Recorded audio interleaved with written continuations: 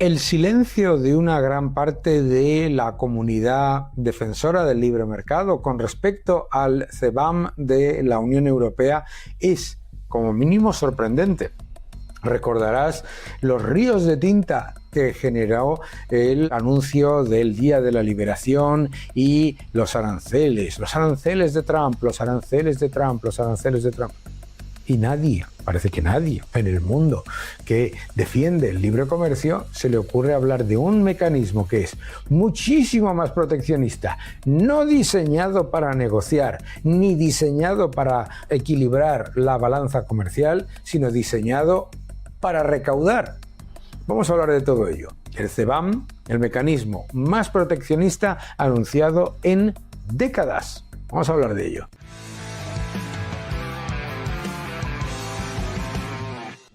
A mí particularmente me parece que a veces el debate está tan sesgado a nivel económico que sorprende que escuches de repente cuando el presidente Trump anuncia aranceles a la Unión Europea, los comunistas que están pidiendo todo el día aranceles y todo el día barreras al comercio y barreras a las empresas se vuelven los mayores defensores del libre comercio. Al final, lo que fue una evidencia que ya sabéis por este canal es que aquel famoso Día de la Liberación era un mecanismo para cerrar negociaciones y terminó de manera que los acuerdos eran positivos para ambas partes en todos los acuerdos firmados y lo más importante, que el comercio mundial no solamente es más justo, sino más libre desde que se cerraron esos acuerdos. Bien. Incluso si a ti te parece que eso no es así, que es perfectamente legítimo, aunque lo podemos debatir cuando quieras,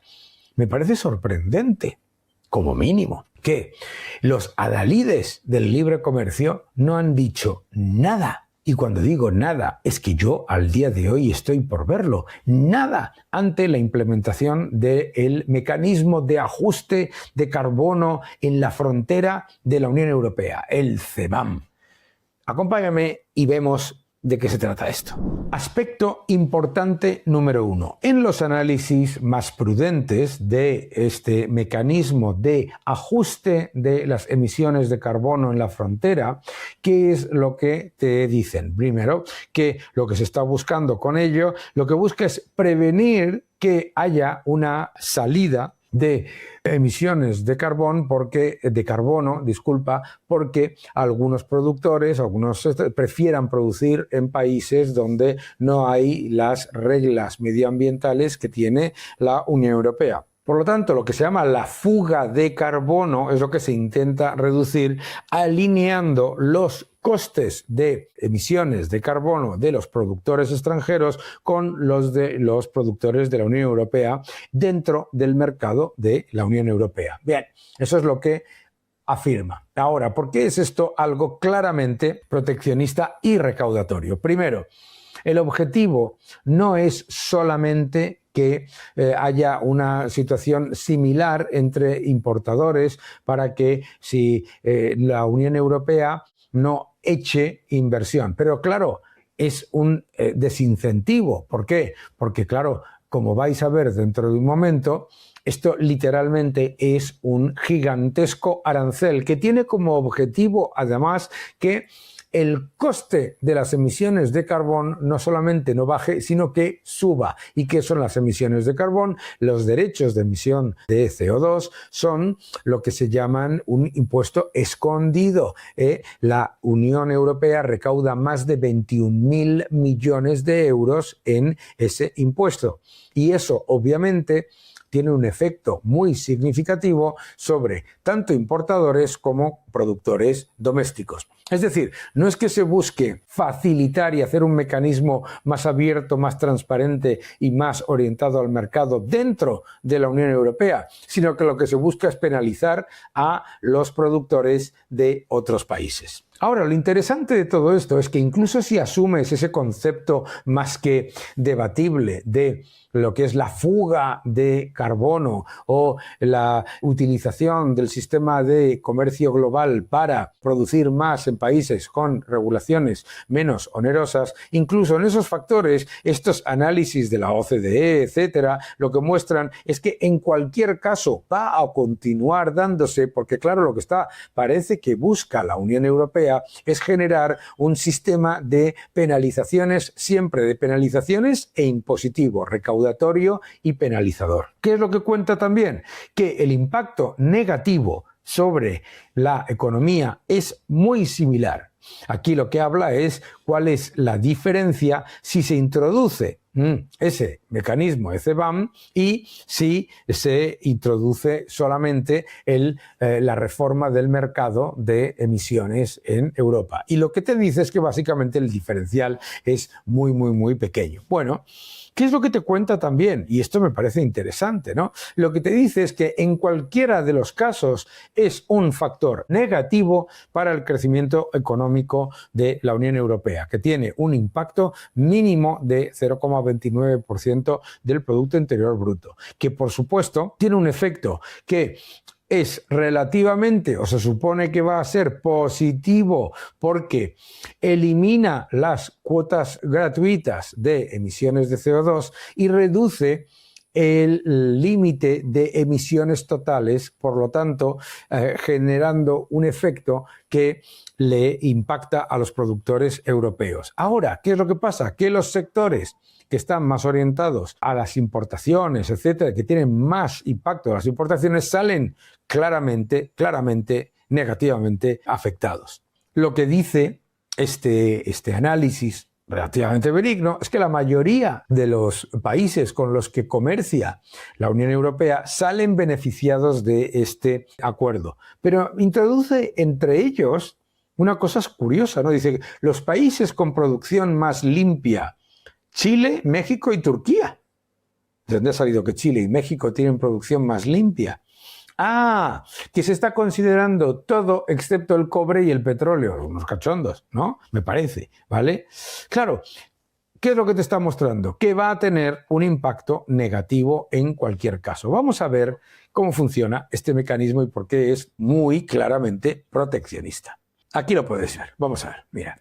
Tú eres un suministrador que viene de fuera de la Unión Europea. En la frontera se te obliga a comprar unos certificados que analicen cuál es tu huella de carbono, ¿de acuerdo?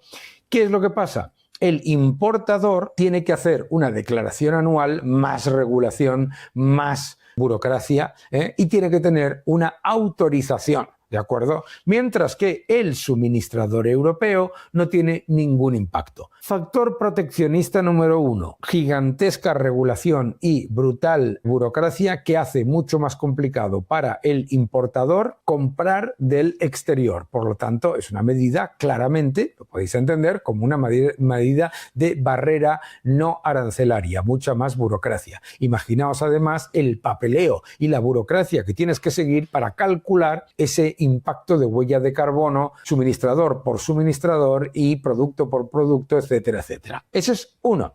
Segundo, es una barrera arancelaria, porque los certificados se van a tener que comprar por parte de los importadores. Estos importadores, además, se encuentran con un sistema de certificados que está diseñado para que el precio solo suba, es decir, recaudatorio, para que el precio de esos certificados solo suba.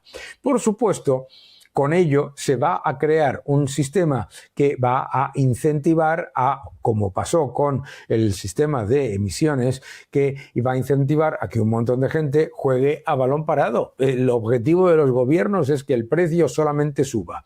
Los gobiernos además quieren poner todavía más barreras burocráticas administrativas y además esto, como es en la frontera, no es como un arancel que lo termina pagando el productor porque tienen sobrecapacidad y porque tienen más problemas de capital circulante, sino que como es en la frontera, termina pagándolo el importador o los consumidores. Es decir, funciona peor que un arancel. Si ya hemos hablado en nuestro canal de cómo los aranceles puestos por Estados Unidos están diseñados de manera quirúrgica para no crear un daño a los ciudadanos, para que lo absorban aquellos países que tienen un problema de capital circulante, exceso de capacidad y por lo tanto que tienen sí o sí que vender a Estados Unidos, el objetivo de esos aranceles era efectivamente recaudatorio, eso por supuesto, y también que lo absorba toda la cadena, toda la cadena. Sin embargo, este no lo puede absorber toda la cadena, ¿de acuerdo? No lo absorbe toda la cadena. Está puesto específicamente para que suponga una barrera comercial y además un arancel que redunde no en los distintos elementos de la cadena, transporte, distribución, frío, almacenaje, etcétera, etcétera, etcétera, hasta la producción, sino en el último eslabón de la cadena, que desafortunadamente es el suministrador final, ¿de acuerdo? Por lo tanto, funciona mucho peor, por ejemplo, que el IVA, que va directamente contra el consumidor. Funciona mucho peor que cualquiera de los diseños que se han hecho en Estados Unidos sobre aranceles. Todos los diseños de Estados Unidos sobre aranceles tenían dos objetivos: equilibrar la balanza del comercio global y, además, dar un análisis suficientemente detallado que permitiese la negociación y, a la vez, que fuese absorbido por todas las partes de la cadena y, por lo tanto, no supusiese un aumento de precios para los consumidores de manera significativa. Bien. Todo eso lo hemos entendido, ¿no? Bien, pues lo que ocurre con este mecanismo es exactamente lo contrario. Que como además tiene el objetivo de que los precios suban, no que los precios bajen, los precios de estos certificados, el objetivo no solamente es recaudatorio, sino que es perjudicial tanto para economías como la India, etcétera, que son intensivas en carbono, o cualquiera de los países emergentes, sino también para los importadores. Este es el factor. En el análisis más benigno, que es el que habéis visto, OCDE, etcétera, etcétera, no hay nadie que vea que tenga un efecto positivo. No hay nadie que vea que tiene un efecto positivo. Negativo en cuanto a crecimiento económico, negativo en cuanto a impacto en precios y negativo en cuanto a la competitividad de muchos de los que necesitan una elevada cantidad de insumos importados. ¿Quién sale beneficiado? Salen beneficiados pocos sectores, pero salen beneficiados los sectores que no están perdiendo por una cuestión de falta de competitividad, sino por una cuestión regulatoria, es decir, el automóvil. El automóvil no sale beneficiado porque se esté poniendo desincentivos al exterior. El automóvil está perjudicado ya porque la regulación de la Unión Europea lo que ha hecho ha sido entregarle el futuro del automóvil al exterior. El nuevo orden económico mundial, ya en tercera edición, el nuevo orden económico mundial, el título de mi nuevo libro. No te lo pierdas, te va a gustar. El nuevo orden económico mundial. Este mecanismo CBAM, igual que se diseñó el mecanismo de los derechos de emisión de la Unión Europea, tiene un objetivo, por un lado, recaudatorio muy importante, tiene por otro lado un efecto negativo en industria, en inversión, y tiene un efecto negativo porque ese automóvil que sale relativamente beneficiado no tiene capacidad de competir contra una producción, en el caso de China, que no va a estar afectada y que desde luego va a tener todo el beneficio de una legislación y de unas normativas que ya le han entregado el futuro del automóvil a China.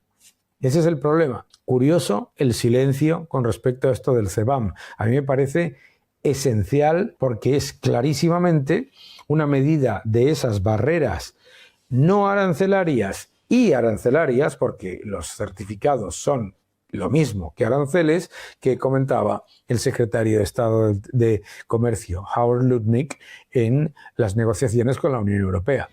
Qué curioso, que no te engañen.